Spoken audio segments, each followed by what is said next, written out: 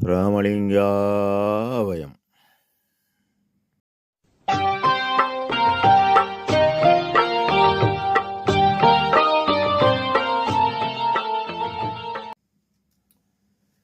அருட்பெரும் ஜோதி அருட்பெரும் ஜோதி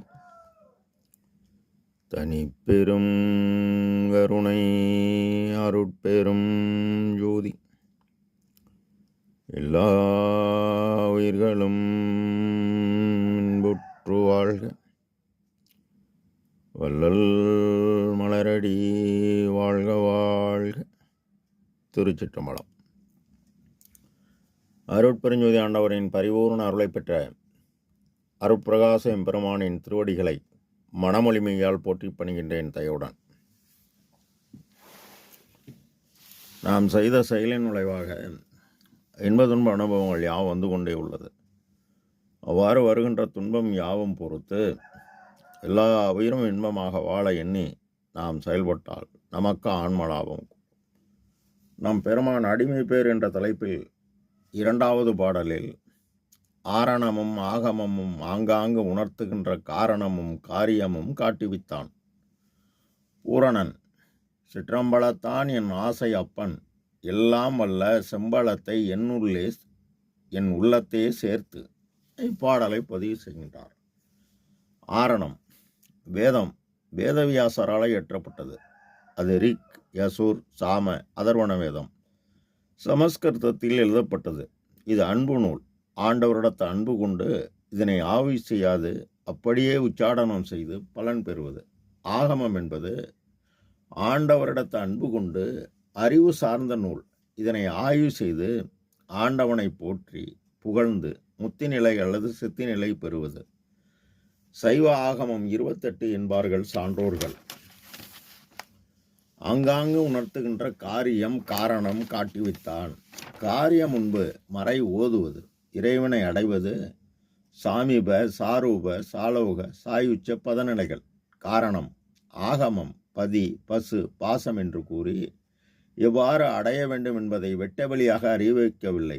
அவர்கள் காரணம் அஷ்டாங்க யோகம், ஆரம்ப நிலை, இமயம், நியமம், ஆசனம், பிரணயாமம் முறையாக பயின்று ஆயத்த நிலையாகிய பிரத்யாகாரம், தியானம், தாரணை, சமாதி எனும் நிலையை அடையணும்.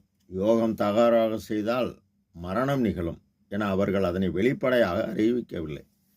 இதனை திருமூலர் தன் திருமந்திரத்தில் அறிவிக்க வேண்டாம் அறிவற்ற பேர்க்கு, அறிவிக்க வேண்டாம் அறிவில் செறிவோர்க்கு, அறிவுற்ற அறியாமை எய்தி நிற்போர்க்கு அறிவிக்க தம் அறிவு யார் அறிவாரோ என பதிவு செய்கின்றார். அதனால்தான் பூர்வ ஞான சிதம்பரத்தில் உண்மை சிதம்பர ரகசியம் என்றனர். சரி, வள்ளல் பெருமானுக்கு ஆகம முடிமேல் ஆரண முடிமேல் ஆக நின்று ஓங்கியது அருட்பெருஞ்சோதி என்கின்றார். காரியம் அருள் என்பது கடவுள் தயவு, கடவுள் இயற்கை விளக்கம். காரணம் ஜீவகாருண்யம் என்பது ஜீவர்கள் தயவு, ஜீவர்கள் ஆன்ம இயற்கை விளக்கம். சிறிய தயவை கொண்டு பெரிய தெய்வ பெறுதலும். பூரணன் நிறைவானது. உரைநடை பகுதி 353 பக்கம் 8 சிருஷ்டி நியாயம் என்கின்ற தலைப்பில் ஆகாசம் அனாதி, அதுபோல் அதற்கு காரணமான கடவுள் அனாதி, அது பொது பரமகாசம்.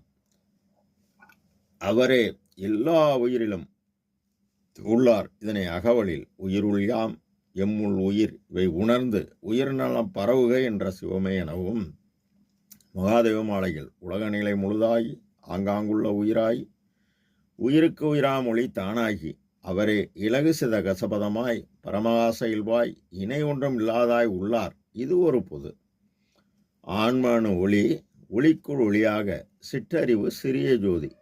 இந்த ஆன்மா ஒன்றும் இல்லாததாய் விருப்பத்தின் காரணமாக உள்ளது. மேலும் எல்லா உயிருக்கும் இறைவன் உபகார கருவியாக பசியாக உள்ளது. இது ஒரு பொது. உரைநட பகுதி 346 பக்கம் கடவுள் பூரண இயற்கை விளக்கம் காரியமாகவும் காரணமாகவும் காரண காரியமாகவும் இருக்கின்றது என்கின்றார். காரணம் காரியம், வேலை பார்ப்பது காரணம், சம்பளம் வாங்குவது காரியம்.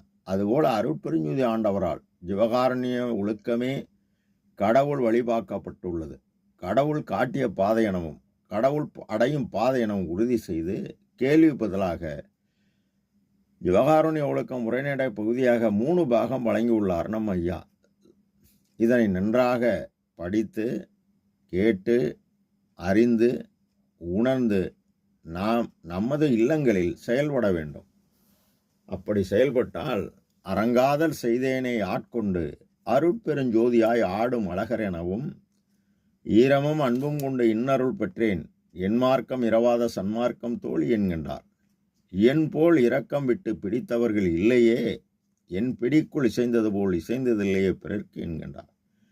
மேலும் அகவலில் வீடுகள் தோறும் விதிநெறி விடங்க ஆடல் செய்தருளும் அரும்பெரும் பொருளை என்கின்றார். ஆக எல்லா உயிரின் இறைவன் ஆன்ம அணு ஒளியாக உள்ளதால் உயிரின் துன்பம் பசி, தாகம், பிணி, இச்சை, எளிமை, பயம், கொலை என வரிசைப்படுத்தி பசி நீக்களும் கொலை நீக்களும் பரோபகார செயல் என கூறுகிறார். பசிக்கு உணவு கிடைக்காவிடில் பட்டினி சாவு நிகழும், இது கொலை. நீ பிற உயிரின் பசியை போக்க போக்க உனக்கு ஆற்றல் கூடுகிறது. மேலும் நீ பிற உயிரை காப்பாற்றியதால் பகாரஸ்கதி உன் உயிர் பொருளை காப்பாற்றி உள்ளொளி கூடும்.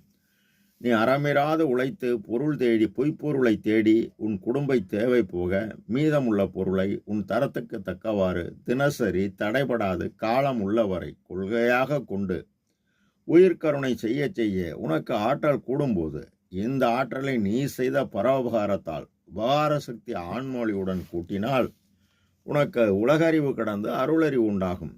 அருளறிவு என்பது உன் குடும்ப தேவையாகவும் பூர்த்தியாகி எந்த அண்ணலையும் தோன்றாது ஆண்டவர் இருப்பிடமாக புருவமத்தியில் அன்பும் புறத்தில் உயிர்கள்பால் தயவும் உண்டாகி உயிர் கருணையே நமது வேளான பணியாக செய்து நீ பிற ஊரின் பசித்தியை அணைத்ததால் உன் ஆன்ம பிரகாசம் உண்டாகும்.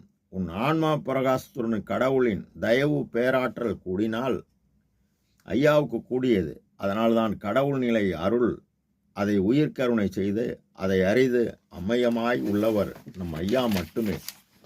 எல்லாம் வல்ல செம்பளத்தை என்னுள்ளே சேர்த்து என் உள்ளம் புருவமத்தி பூரண ஆகாயம் எனும் பொதுவை அறிவேன எனவும் இறைவன் சபை எனது உளமென தான் அமர்ந்து அபயம் அளித்ததோர் அருட்பெருஞ்சுதுகின்றார். அமர்ந்தவுடன் சத்திய ஞான சபையை தன்னுள் கண்டு நாம் காண புறத்தில் வடலூர் பெருவழியில் சத்திய ஞான சபையை நிறுவி உள்ளார்.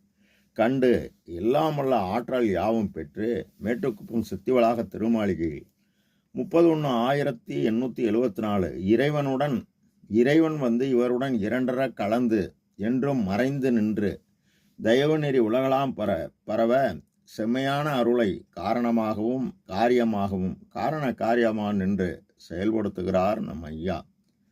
நம் ஐயா கூறியபடி செயல்பட்டால் நம்முள்ளையும் எல்லாம் கூடும், எல்லாம் செயல்கூடும். ராமலிங்காவயம். திருச்சிற்றம்பலம்.